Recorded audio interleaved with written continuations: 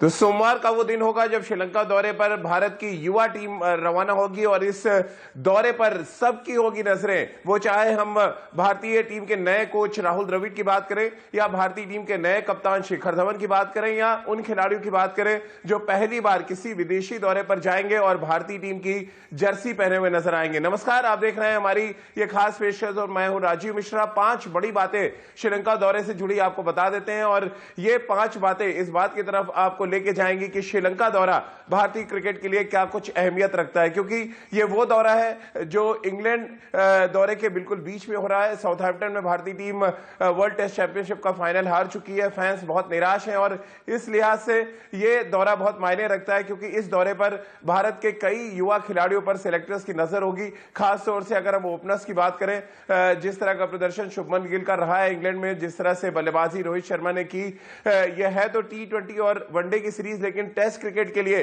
क्या किस तरह की तैयारी हमारे युवाओं की है, ये भी सिलेक्टर्स की निगाहें टिकी होंगी इन युवा खिलाड़ियों पे। इसके अलावा बात करें श्रीलंका दौरे पर भारतीय टीम के नए कोच राहुल द्रविड़ होंगे, उन पर भी नजरें होंगी, क्योंकि रवि शास्त्री का टेन्योर खत्म होगा T20 वर्ल्ड कप के बाद और उसके बाद हो सकता है राहुल द्रविड़ भारतीय टीम के अगले कोच भी बनाए जाए। इन सभी मुद्दों पे आगे डिटेल में बातचीत करेंगे। हमारे साथ हमारे क्रिकेट एक्सपर्ट्स का पैनल जुड़ेगा और सबा करीम होंगे, राजकुमार शर्मा जी और रितेंद्र सोडी। सबा भाई, पहला सवाल तो यही, क्या कुछ अहमियत आपकी नजर में है इस श्रीलंका दौरे की?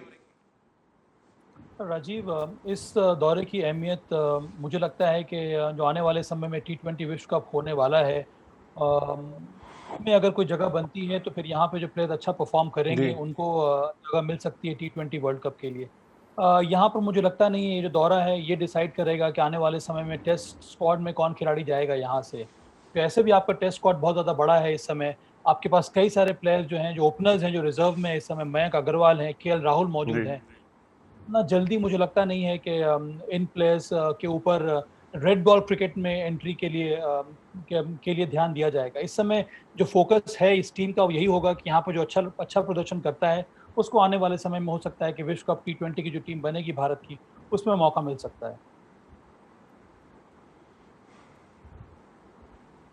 राजकुमार जी, राहुल द्रविड़ और शिखर धवन की प्रेस कॉन्फ्रेंस हुई और वहां पे बड़ी इंपॉर्टेंट बातें राहुल द्रविड़ ने खास तौर से की, क्योंकि इंडिया के वो कोच रह चुके हैं। ज्यादातर जो डोमेस्टिक प्लेयर्स हैं उनको वो जानते हैं, NCA के डायरेक्टर भी हैं। कैसे आप देख रहे हैं राहुल द्रविड़ का रोल इस दौरे पे? Shikhar Dhawan as a captain जा रहे हैं, वो तो ठीक बात है, लेकिन राहुल द्रविड़ का रोल मैं इसलिए आपसे पूछ रहा हूं क्योंकि एक तो आप कोच हैं, आप बेहतर तरीके से बता सकते हैं, और दूसरा क्या फ्यूचर में राहुल द्रविड़ को एज ए कोच BCCI देख रहा है, क्योंकि Ravi Shastri T20 world cup के बाद उनका जो कॉन्ट्रैक्ट है वो खत्म हो जाएगा।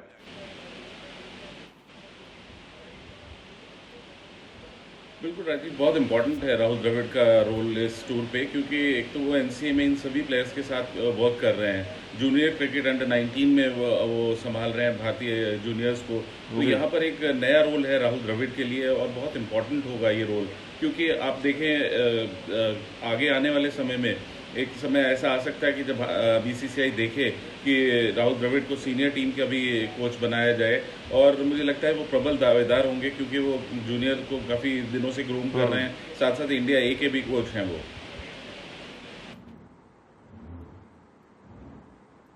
जी बिल्कुल, लेकिन राजकुमार जी, जो सवाल मैंने सभा से किया था वही उसी को आगे कंटिन्यू करते हुए मैं आपसे जानना चाहूंगा।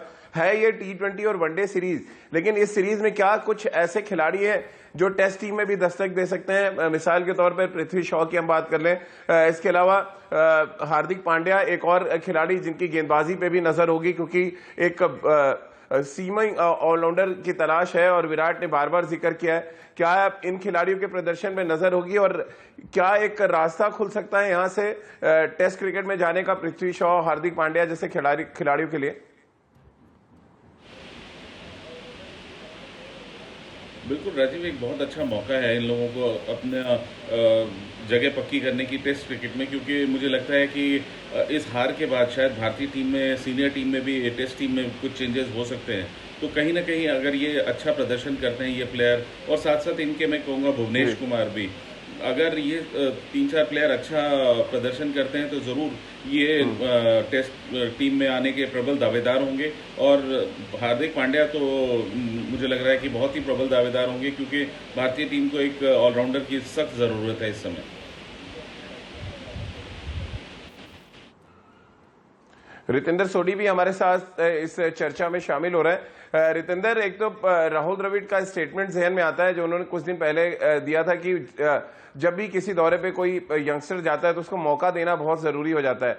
दूसरी तरफ राहुल द्रविड़ ने आज प्रेस कॉन्फ्रेंस में यह भी कहा कि सेलेक्टर्स की नजरें होंगी इन युवा खिलाड़ियों पे। अब इस बयान को आप कैसे देखते हैं? क्या वाकई ये श्रीलंका दौरा तैयारियों के लिहाज से, कुछ इंपॉर्टेंट दौरों के लिहाज से एक प्लेटफॉर्म की तरह सेलेक्टर्स इसको देख रहे हैं?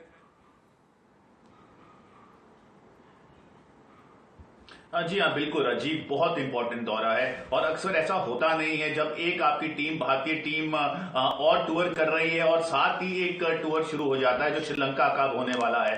तो राहुल द्रविड़ का एज अ कोच होना, I think this is a blessing, because ऐसा इंसान जो कोच है जिसने ग्राइंडिंग देखी है क्रिकेट की, लेजेंड ऑफ द गेम है, और वो यंगस्टर्स के साथ अगर बात करेगा, उनको मोटिवेट करेगा, जो उन्होंने तमाम कुछ साल किया है जूनियर क्रिकेट के लिए, कुछ बहुत बेहतरीन क्रिकेटर्स दिए हैं भारतीय टीम को। तो जी हाँ, जैसे हम बात कर रहे हैं पृथ्वी शॉ की, कुलदीप यादव की, भुवनेश्वर कुमार, इन सबके लिए बड़ा मौका है, क्योंकि कहीं ना कहीं इन्होंने अपनी जगह को सीमेंट नहीं किया है या खो दिया है या थोड़ा निगल या इंजरी से परेशान रहे हैं। तो अब वापसी करने का बड़ा मौका है और राहुल द्रविड़ ने कहा है कि सबको बराबर के मौके मिलेंगे। तो जी हां, I think this is a very very important tour for youngsters.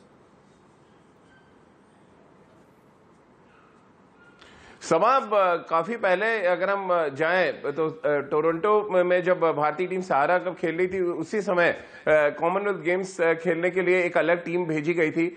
वो एक ऐसा मौका था जब 2 भारतीय टीमें बनी। फिर हम इंग्लैंड की बात करें, इंग्लैंड ने भी इस तरह का एक्सपेरिमेंट किया जब वो टेस्ट मैचेस खेल रहे थे। उनकी एक टीम आयरलैंड के साथ वनडे खेल रही थी। अब इंडिया में भी कुछ वैसे ही नजर आ रहा है। एक जो टीम है वो इंग्लैंड में है टेस्ट क्रिकेट के लिए, दूसरी शॉर्टर फॉर्मेट के लिए एक टीम श्रीलंका जा रही है। क्या ये एक नया रेवोल्यूशन आप देख रहे हैं, एक नई शुरुआत आप देख रहे हैं, और आईसीसी इस पर बहुत गंभीरता से नजर बना के रखेगी इस दौरे पर, या आपको लग रहा है ये भविष्य में हो ही जाएगा कि 2-2 टीमें अब खेलना शुरू करेंगी अलग अलग फॉर्मेट में, ताकि क्रिकेट चलती रहे 12 महीने?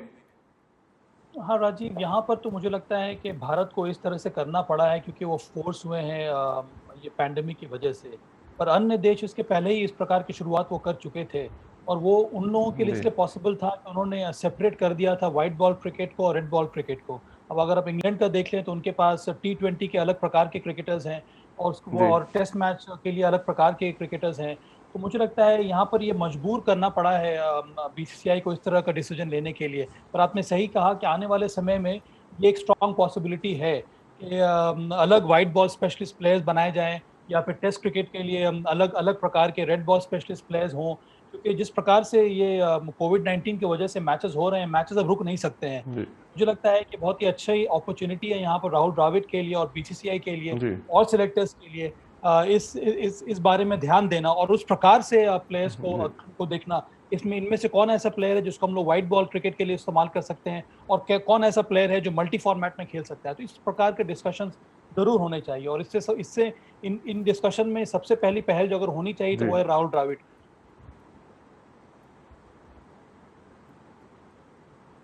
बिल्कुल। और राजकुमार जी, अगर हम इस श्रीलंका दौरे पे जो टीम जा रही है उनमें जो खिलाड़ी चुने गए हैं, उनमें से अगर मैं आपसे पूछूं कि 4 वो खिलाड़ी कौन से हैं जो आपको तीनों फॉर्मेट में खेलते नजर आ रहे हैं यहाँ से, और विराट की उन पर नजरें होंगी, तो वो कौन से 4 खिलाड़ी आपके जहन में आते हैं जिनको आपको लग रहा है वो तीनों फॉर्मेट आने वाले समय में खेल सकते हैं?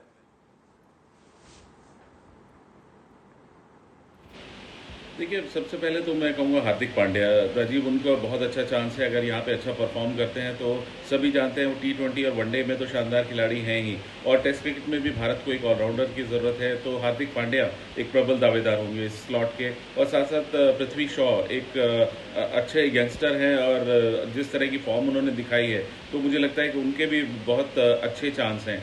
जहाँ तक बात करें बाकी स्पिनर्स में मुझे लगता है कि कुलदीप यादव के लिए एक बहुत अच्छा मौका है, और साथ साथ भुवनेश्वर फिटनेस इंजरी के बाद आए हैं तो उन्हें थोड़ा नहीं, आपने तो पूरी टीम बना दी राजकुमार जी। मैं तो खाली सिर्फ 3 प्लेयर आपसे 3 या 4 प्लेयर पूछ रहा हूँ जो तीनों फॉर्मेट खेलते नजर आ रहे हैं। आपने तो पूरी टीम ही गिना दी, मतलब सब गुडी गुडी हो गया फिर तो। नहीं, आपने 4 मांगे हैं, मैंने 4 ही दिए हैं राजीव। मैंने 5वां नहीं प्लेयर बोला, मैंने 4 ही प्लेयर बोले हैं। हार्दिक पांड्या, पृथ्वी शॉ, कुलदीप यादव आपको तीनों फॉर्मेट खेलते नजर आ रहे हैं राजकुमार जी? भुवनेश्वर कुमार तीनों फॉर्मेट?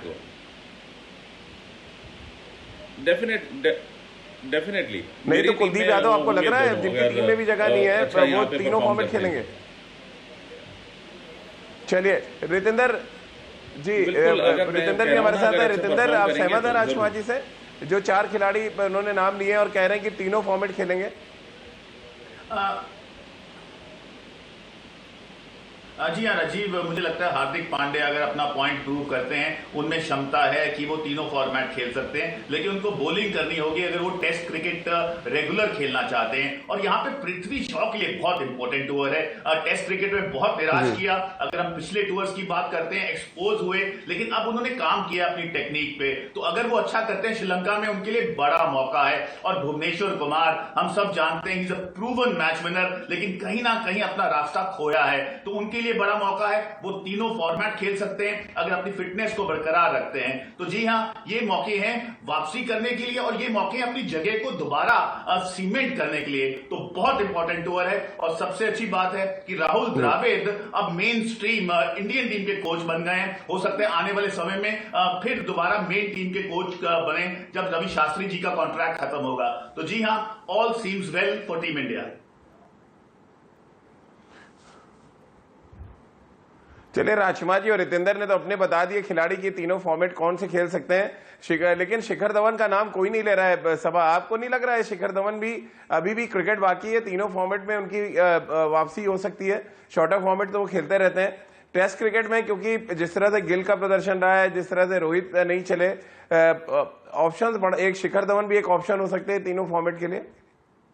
मुझे डाउट है शिखर धवन के ऊपर अब राजीव, क्योंकि एक तो बात जो नेचुरल है कि अब वाइट बॉल क्रिकेट में अगर वो ध्यान से अच्छी बल्लेबाजी करेंगे तो वाइट बॉल क्रिकेट में अपना करियर और ज़्यादा एक्सटेंड कर सकते हैं। टेस्ट क्रिकेट में मुझे लगता है कई सारे युवा ओपनिंग प्लेयर्स हैं जिन्होंने अच्छा प्रदर्शन किया है और आने वाले समय में भी हम लोगों को उम्मीद हो सकती है कि ये प्लेयर अच्छा करेंगे। मुझे ऋतुराज गायकवाड़ एक और प्लेयर ऐसा लग रहा है जो मल्टी फॉर्मेट में खेल सकता है, कि उनकी तकनीक सही है। हार्दिक पांड्या के बारे में सोडी और राजकुमार जी ने कहा, मैं उनकी बात से सहमत नहीं हूँ। मुझे लगता नहीं है कि अभी उनकी स्थिति कुछ इस प्रकार की है कि उनकी बॉडी ये वर्कलोड ले सकती है कि वो गेंदबाजी भी करें और बल्लेबाजी भी करें टेस्ट मैचेस में। हो सकता है कि सेलेक्टिव टूर्स को, खास करके अगर हम सेना कंट्रीज में जा रहे हैं, वहां पर उनके बारे में सोच विचार हो सकता है। पर रेगुलरली एक बॉलिंग ऑलराउंडर या फिर एक बैटिंग ऑलराउंडर के रूप में मुझे लगता है उनके लिए कठिन होगा। तो मेरा विचार यही है कि हार्दिक पांड्या को, क्योंकि वो इतने यूजफुल प्लेयर हैं, तो हमें ज्यादा से ज्यादा उनको व्हाइट बॉल क्रिकेट में इस्तेमाल करना चाहिए। जी चलिए सबा, बहुत बहुत शुक्रिया आपका। राजकुमार सर आपका भी बहुत बहुत शुक्रिया और रितेंद्र आपका भी बहुत बहुत शुक्रिया हमारे साथ जुड़ने के लिए। तो इस दौरे के क्या कुछ मायने हैं, क्या कुछ यहां से हासिल हो सकता है, हमारे क्रिकेट एक्सपर्ट्स ने आपको बताया। और उनमें सबसे इंपॉर्टेंट फैक्टर है कि हमें भविष्य के लिए एक अच्छा ओपनर चाहिए, और उससे भी बड़ी बात कि क्रिकेट के तीनों फॉर्मेट में कौन से वो खिलाड़ी हैं जो फिट बैठ सकते हैं, उस पर भी सबकी नजरें होंगी। और मेरी नजरें सूर्य कुमार यादव पे खास तौर से लगी होंगी, जिन्होंने T20 और वनडे क्रिकेट में अच्छा किया है और शायद श्रीलंका दौरे पर अच्छा करके वो टेस्ट टीम में भी अपनी दावेदारी ठोक सकते हैं। तो ये कुछ ऐसे खिलाड़ी हैं जिन पर सिलेक्टर्स की भी नजरें होंगी, और राहुल द्रविड़ की जो रिपोर्ट है इस दौरे के बाद वो तय करेगी कि कौन सा खिलाड़ी किस फॉर्मेट के लिए ज्यादा फिट बैठता है। तो चलिए, हमारी इस खास पेशकश में फिलहाल इतना ही।